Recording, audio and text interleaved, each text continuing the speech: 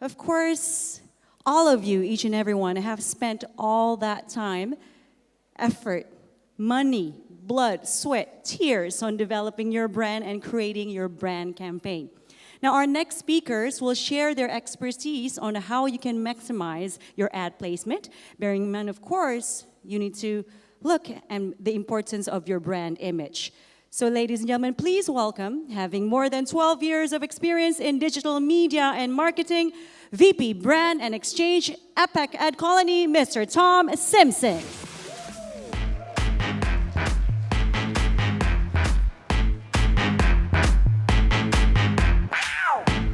Can we have a warmer welcome now, everybody? Come on now. Yeah. And also, speaking alongside of him, the head of digital, PT Johnson and Johnson Indonesia, trusted to lead the digital ecosystem and strategy across 3 business units of this giant brand. Ladies and gentlemen, please give it up, Mr. Alberts Hendrajaya.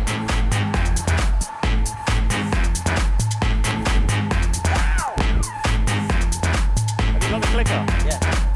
Excellent. Me first. Fantastic. Albert, come and sit down.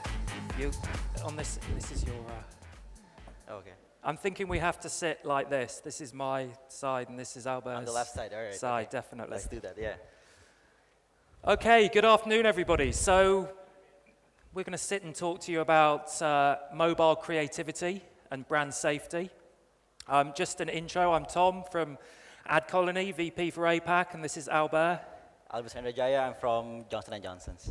Okay, cool. So let's click on. Okay, here we go.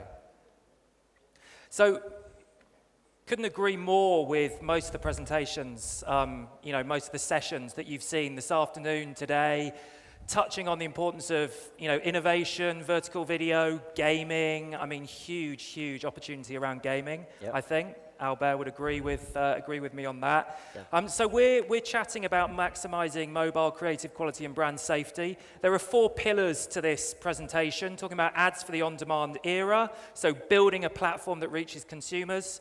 Brand safety, so how to make sure that that platform is brand safe and the things to look out for. Capturing consumer attention, so how to use innovation, dynamic data, mobile native functionality to drive interaction with consumers. And the 4th part, the part where it either all falls down or it all kind of comes together fantastically well, Albert is going to talk about marketing in the real world. Yeah. So what actually really happens out there. So we've got a case study to talk you through. So first of all, looking at ads for the on-demand era and a platform for advertising. So been discussed today at length. Indonesia is a hugely mobile market. It's very app heavy, so consumers spend most time with apps. And when they're in apps, when they're not social networking, they tend to be gaming. The guys before have kind of introduced you to that concept very well, I know. And games are actually a preferred platform for consumers to encounter ads. So this is some research that we did in the Indonesian market, and you can see that consumers broadly feel more comfortable about encountering ads in mobile games than they do on other platforms, which is fantastic. So you're talking to consumers in a place where they're comfortable being talked to. One of the reasons for that comfort that consumers have with ads in mobile games is the type of advertising. So broadly, user-initiated mobile video. So I'm just going to show you what that looks like, user-initiated video. So a user is playing a game, and they get offered an opportunity to get something that they need in the game, a level up, whatever it is, in return for watching an ad. So in many ways, the brand is reaching out a helping hand and helping the consumer to advance in the game. So it's a really nice experience for the consumer. They choose what they want, they watch the ads, and then they go back to the game and they carry on. So great experience for consumers, and we see that consumers prefer user-initiated video. So this is another piece of research that we did across Southeast Asia, looking at user preferences around different types of video. So looking at user-initiated video versus pre-roll video. I've boiled user preference into a net promoter score, an NPS, And users are more positive about user-initiated video than they are about pre-roll when you ask them how they feel about it. But also the brand uplift benefits are much stronger with user-initiated video than with pre-roll video. So this was some specific research in Southeast Asia. And consumers like user-initiated video, just to summarize, because they're in control. They get asked, would you like to see an ad? It's respectful. It's a much more respectful engagement with consumers than pushing an ad at them. User-initiated ads tend to be engaging, it's in gameplay, and they're rewarding. So the consumer gets something out of it, so they can see the benefits. So very interesting experience around user-initiated ads. And that also translates through to purchasing behavior. So consumers exposed to user-initiated ads in games are much more likely to go on and purchase than users exposed to video in other channels. So that's kind of thinking about a platform, how to reach users, how to talk to them respectfully, how to build engagement with them, and trust, which is very important. So brand safety, just touching really quickly on brand safety, because Albert is going to talk at length on brand safety, and you've got some really interesting stats on brand safety in the Indonesian market. Exactly, yeah. I'm going to share it later on. Cool, okay. I'm building it up here.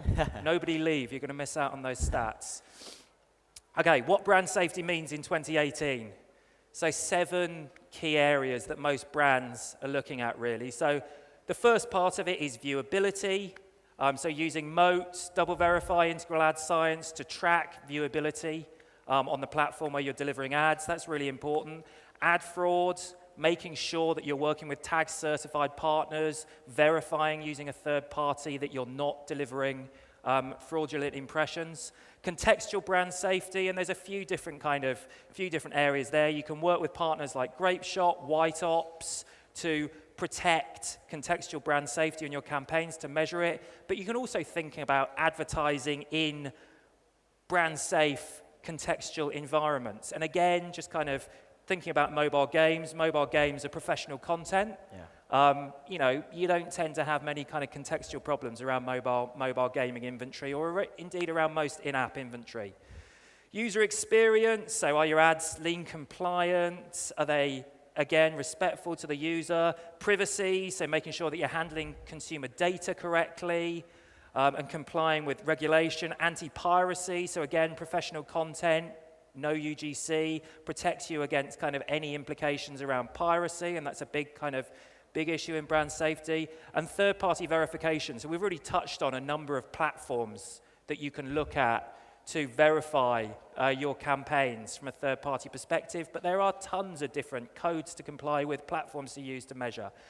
And you need to be working with a platform, with a partner who is able to deliver against those platforms.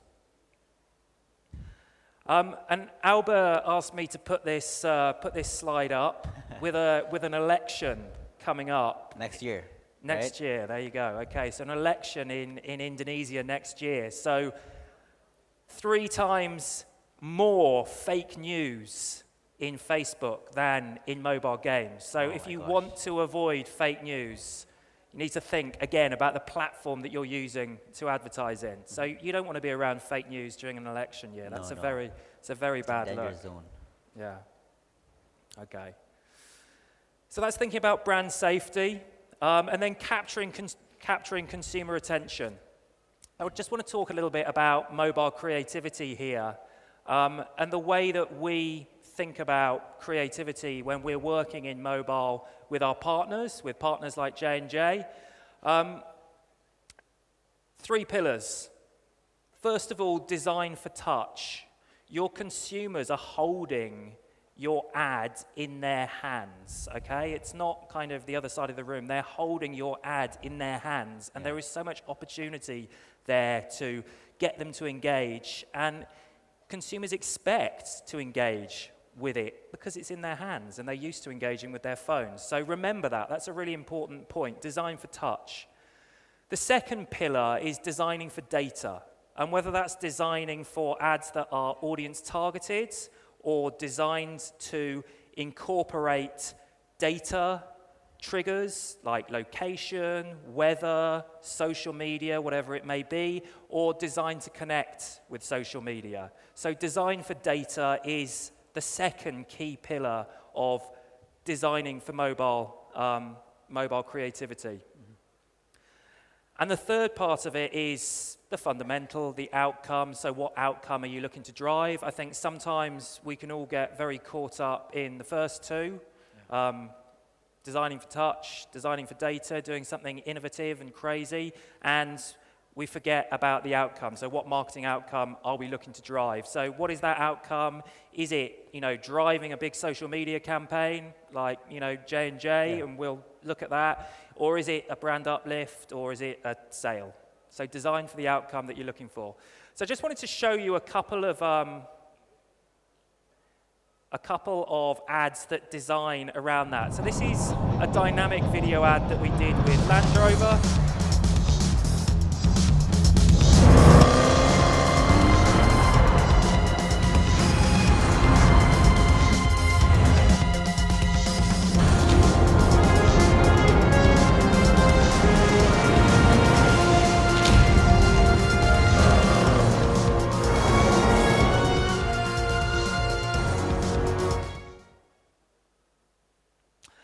Okay, so in that ad, you can see the user has the opportunity to swipe the screen. At the end, it's driving to dealership. It's location enabled because it drives to a dealership near you.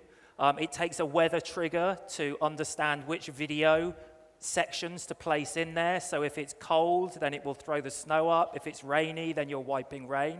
So it's a completely dynamic ad with dynamic data triggers driving to that outcome. So it's a really interesting example of mobile video creativity. This is another one that we've done with Amazon, which kind of lives with those key principles. Give a little bit of your love to me. Give a little bit, I'll give a little bit of my love to you. So a really lovely, touching ad, but everything in that ad is touchable and shoppable. So you're building up a shopping list as you're going through the video, and then you get to the end, and you've got your shopping list, and you can take that straight to Amazon and purchase. So you can do that with any online marketplace. So again, an ad that's pulling together those kind of touchability, designing for touch, it's data-driven, and it's driving to an outcome, a clear e-commerce outcome. So mobile creativity delivers outcomes. You'll tend to see much higher kind of results, whether it's click-through rate, interaction rate with dynamic videos, brand uplift, whatever it is, if you follow those principles, if you design for mobile creativity. Okay, but that's the theory. So I'm now going to hand over to Albert. He's going to talk about the practice and marketing in the real world and how you can use all of these principles to really bring a campaign to life. So there you go. Thank you, Tom. So I think we hear a lot about the creative side and all the brand safety that is a very important part of the brand, right? So I think marketing in the real world really value the importance of that one word, Tom. It's called trust. Trust. Right? Now, it took years and years and years to build that trust, but only one bad screenshot to really destroy it. And so that's why it is very important to maximize creativity. It is also very important to explore and innovate in so many different digital media touchpoints or channels, and also deliver the performance. But all of these three are not enough. It's only that we start to implement or make sure that brand safety is part of the equation, then that's where the real important part is. A brand without trust is simply a product. So that's why, especially in making sure that the digital advertising is fully brand safe, is very important. So I think for me to really touch on brand safety, it's inseparable with the big purpose, right? So I think the marketing in real world now constantly challenge us to really find out the right balance of purpose that usually touches the emotional part of our target audience, and of course the product benefit itself. So it's hard for me to not talk about brand safety without putting the emphasis of the purpose itself. Right? For Johnson & Johnson's, we have our credo that is part of our moral compass and business success. It is our first responsibility to make sure our product is well catered to doctors, patients, nurses, mothers and fathers, and all to all of the people who are using our products. Second is our empowering communities, right? And then the employees, and then the stakeholders. Now, translating that big purpose to our vision, to our brand vision, it is to actually to make a stronger awareness, to build stronger relevance, social relevance, and making deworming as an integral part of Indonesian family. And not only that, it is to also make an impact by making sure that we are able to get at least over 3 million more kids to deworm with Combantrin. Now, if we look at the insight that is uniquely to Indonesia, right? 60 to 80% Indonesian are affected by worms, right? So basically, it is 1 out of every 3 people in Indonesia is affected by worms. And surprisingly, in fact, 29 out of 20% of Indonesia wealthy family is also affected by worms. So this disease cuts across target groups. So despite the stigma of that, people are saying, okay, worm infection is only belong to a specific target group. It's not, okay? So that is a real case, and we wanted to make sure that all of our big purpose, from planning, ideation, execution, and the post result, will have to cater that same purpose. Now, it's becoming even more important because now that we see that there's a growing trend of media touch points, there's a growing trend of multi-screen behavior, right? Now, this stats, it's not new for all of us here, but my point is Indonesia is becoming more connected, and the fact that mobile is exceeding our population, meaning that there's a lot of content being produced in this kind of platform, right? And the majority of this profile, right, the demographics is basically the younger audience or young adults. Now, if we look at the daily distribution minutes, not only that Indonesia has the biggest daily distribution minutes, but focusing on mobile itself, because we're at the same time in this place last year, I talked about the poverty of attention. We are hooked by a lot of content, and there's a new, it's not a new, but I'm pretty sure you are aware with the term of walking journalist, and that's basically it. There's a lot of content being displayed, and so that's basically what we are trying to make sure that imagine this digital ad spend is highlighting on a 21.1% of digital media out of the total media ad spend, right? My point is, can you imagine if 21.1% of digital media spend is actually putting us into risk to a lot of these factors, right? There's an adult alcohol, hate speech content, and so many things that just now Tom also mentioned about having fake news as an issue as well. So a lot of the competition from the industry is actually putting more than 21.1%, right? So that's also a consideration for us.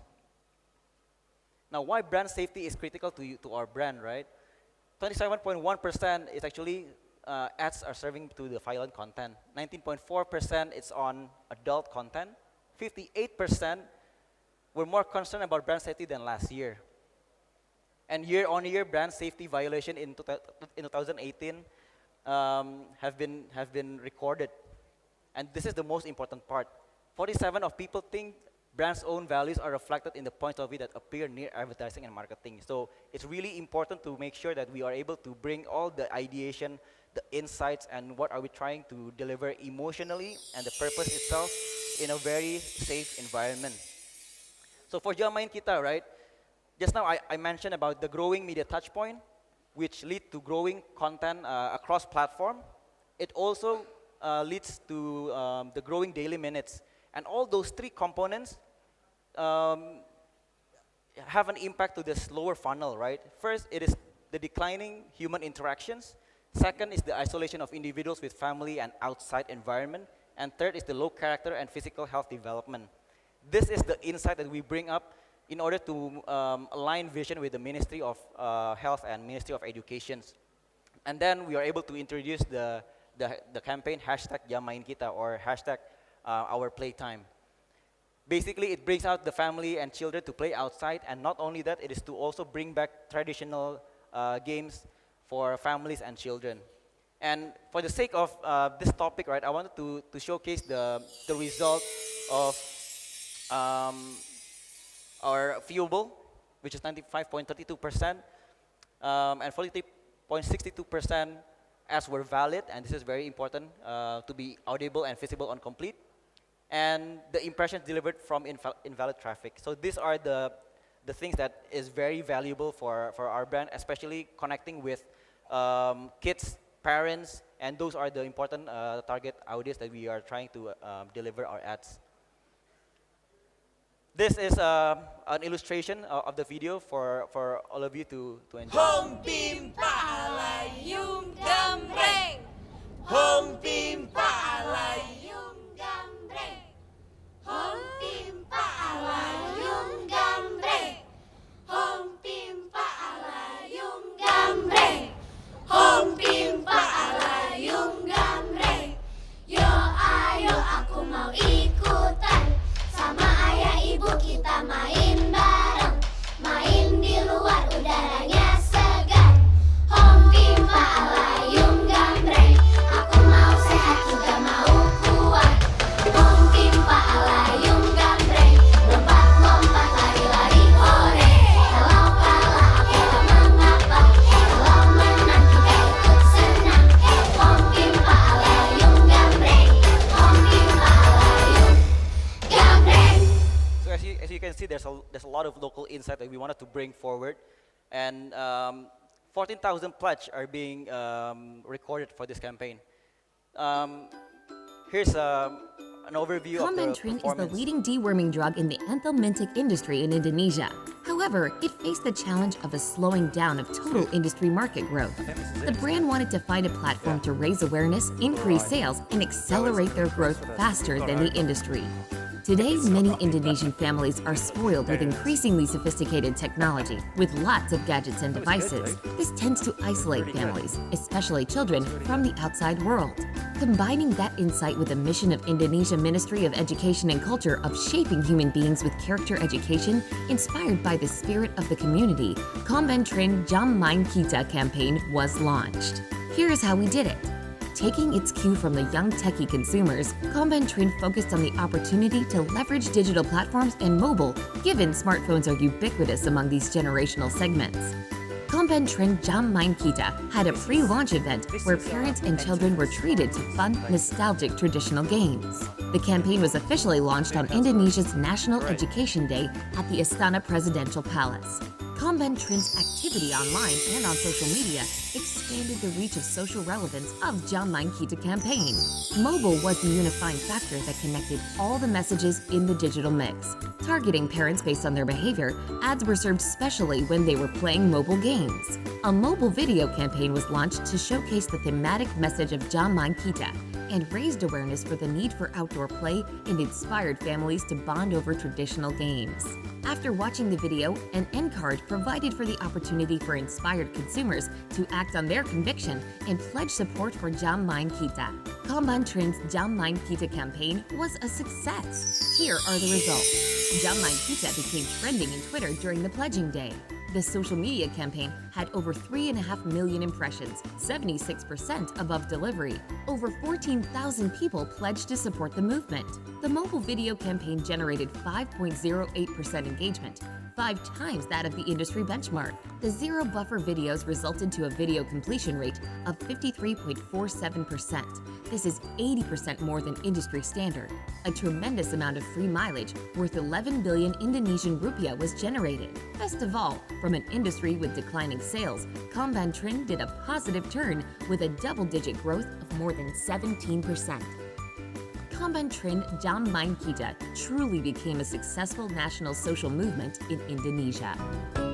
So it is our effort to really drive that awareness and making sure that the incremental of social relevance is there in a very safe way, and it's also a proof that self-care or healthcare can also disrupt in digital.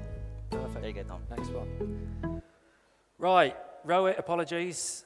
We've run over a little bit. I will buy you a beer later, or a whiskey more like. Okay, so 4 pillars, ads for the on-demand era. So building that platform, make sure it's brand safe, always brand safe, no surprises.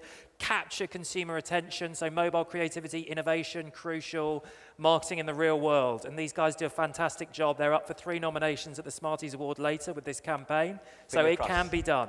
Great results. Well done, mate. Thank you. Thank you, Tom. Thanks, everyone. Thank you. Thank you very much. Can we have another round of applause, Mr. Hendrajaya and Mr. Simpson? Thank you very much, gentlemen. Of course, we have a token of appreciation once again from MMA for both of you. Oh, thank you very much. Thank you very much, and all the best for all Thank you. of your future endeavors. And of course, I'm going to just stand for pictures. And of course, Mr. Hendrajaya. Thank you so much. Thank you very much. And please stay for photo op. Thank you once again, gentlemen, for your time and knowledge shared today. Very valuable. Once again, ladies and gentlemen, can we have a round of applause for our speakers? Thank you, gentlemen.